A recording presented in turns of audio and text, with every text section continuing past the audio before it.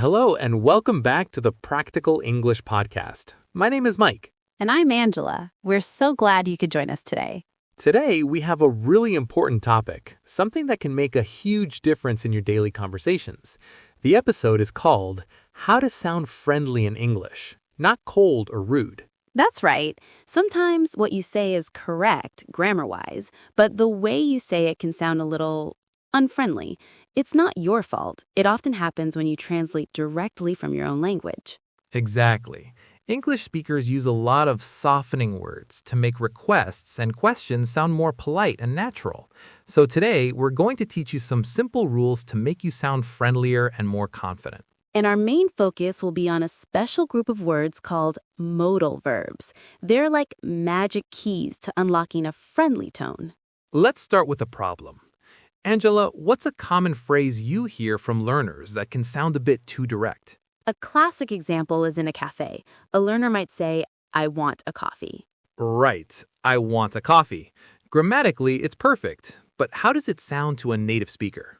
It sounds very strong, almost like a demand or an order from a child. I want a toy. It's not seen as a polite request. A demand. Another one I hear sometimes in an office setting is, give me the report. Ooh, yes, that is very direct. A boss might say that to an employee if they're in a hurry, but between colleagues, it would sound quite rude. It's because sentences like I want and imperative commands like give me don't give the other person a choice. It removes the politeness from the interaction. Exactly. So how do we fix this? This is where our magic modal verbs come in. Let's start with two of the most useful ones for making requests, would and could. Think of them as your best friends for sounding polite. They really are. So let's take that first sentence, I want a coffee. How can we make it softer using would? The magic phrase is, I would like. So you say, I would like a coffee, please. The word please also helps a lot, of course. I'd like is perfect. In spoken English, we often contract it to I'd like. Yes, I'd like a coffee, please. Listen to the difference. I want a coffee versus I'd like a coffee, please.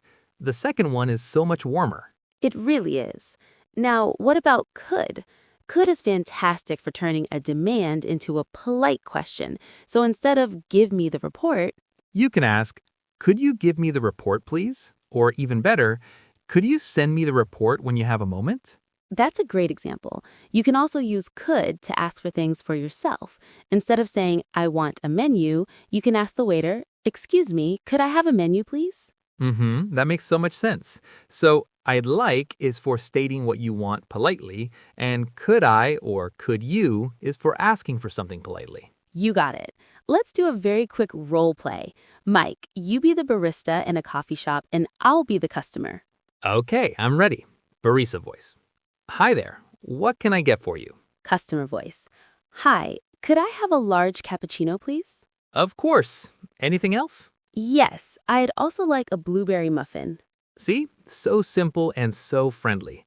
Listeners, try to use I'd like or could I have next time you order something. Okay, let's move on to our next set of modal verbs. Can and may. These are used for asking for permission. Right. Now, can I is extremely common in everyday informal English. It's friendly and natural. For example, if you're in a friend's house, you might ask, can I use your bathroom? Exactly. Or in a classroom, you could ask the person next to you, can I borrow your pen for a second? It's perfect for casual situations. So what about may? How is may I different from can I? That's a great question. May is more formal and traditionally considered more grammatically correct for asking permission, though can is more common now. Right. So you would use may in a more formal or professional context, or if you want to be extra polite. For instance, if you want to interrupt a speaker at a conference, you could say, excuse me, may I ask a question? That sounds very professional. Or asking your boss, may I take Friday off? Sounds a bit more respectful than, can I take Friday off? Although both are acceptable. So a good rule for our learners, use can I with friends, family, and in most everyday situations. Use may I if you want to be more formal and extra polite, like in business or academic settings. Perfect summary. Okay, we have one more pair of modal verbs to discuss for sounding friendly, using could and might for making suggestions. Oh, this is such a useful one. It helps you avoid sounding bossy. Totally. Imagine you're making plans with a friend. If you say, we will go to the cinema on Saturday, it sounds like you're not giving your friend the choice. You have decided. Right, it's not very collaborative. A much friendlier way to say this is by using could. For example, we could go to the cinema on Saturday. We could. I love that. It presents the idea as an option, an idea to be discussed. It invites the other person to share their opinion. They can say, great idea, or, I'd rather do something else. Exactly. You can use it at work too. Instead of telling a colleague, you should change this color, you could say, you could try using a different color here. It's a soft suggestion, not a criticism. And what about might? How does that fit in? Might is also great for gentle suggestions. It often suggests a smaller possibility or a more cautious idea. For example, it looks like it's going to rain. We might want to bring an umbrella. Ah, I see. It's a very soft way of saying, I think this is a good idea. In a meeting, you could say, we might consider surveying our customers first. It's a polite way to introduce a new idea. Perfect. So use could and might to turn your commands into friendly suggestions. All right, I think it's time to put all of this together in some real life scenarios. This will help our listeners hear how these phrases are used in a full conversation. Great idea. Let's start with the common situation, ordering food in a restaurant. This time, I'll be the waiter and you be the customer. Okay, sounds good. Good evening. Here are your menus. Can I get you started with something to drink? Hi there. Yes, could I please have a glass of sparkling water? Certainly. And are you ready to order your food, or would you like a few more minutes? I think I'm ready. I'd like the chicken pasta, please. But could you tell me if it contains nuts? I have an allergy. Let me check with the chef for you. Yes, it is nut-free. Wonderful. Thank you so much. Okay, scene. Listeners, did you hear the phrases Mike used? He said, could I please have, I'd like, and could you tell me? All of these make the conversation smooth and polite. Right. Let's do another one. Scenario 2. We are colleagues at work. Angela, you need me to help you with a difficult email you have to write. Okay, got it. Hey, Mike, do you have a second? Sure, Angela. What's up? I have to reply to this client complaint, and I'm not sure how to phrase it. Would you mind reading my draft? I want to make sure it sounds professional. Of course. Let me see. It's a good start. I have one idea. We could offer them a discount on their next purchase. That might make them feel better. Oh, that's a brilliant idea. Thank you. Could you just check my spelling on this last sentence? Looks perfect. Great job. Okay, let's break that down. I started by asking for a big favor using a very polite phrase.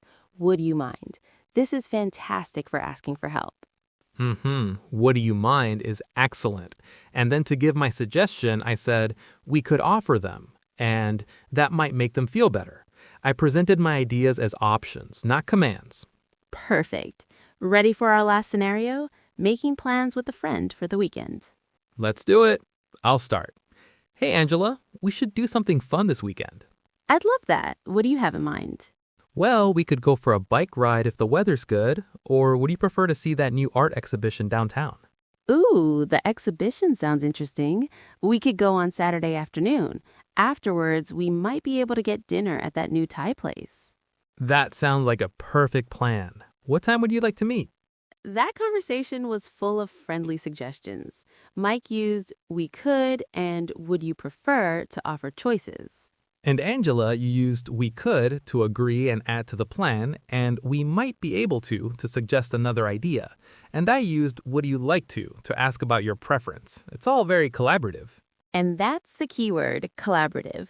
Using these modal verbs makes the other person feel included and respected. Well, that brings us almost to the end of our episode. Let's do a quick final recap for our listeners.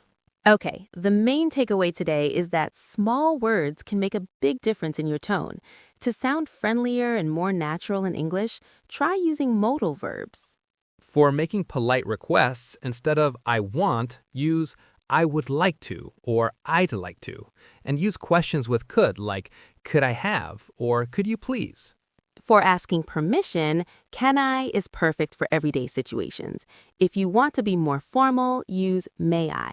And finally, for making suggestions without being bossy, use we could or we might. It turns a command into a friendly invitation for discussion. Here's your homework for this week. We challenge you to pick just one of these phrases, maybe I'd like or could we, and try to use it in a real conversation. See how it feels. Notice how the other person responds. We promise you'll feel more confident and your conversations will feel smoother and friendlier. That's all the time we have for today. Thank you so much for listening to the Practical English Podcast. You can find a full transcript of this episode along with vocabulary notes and exercises on our website at practicalenglishpod.com. Until next time, happy learning. Bye, everyone.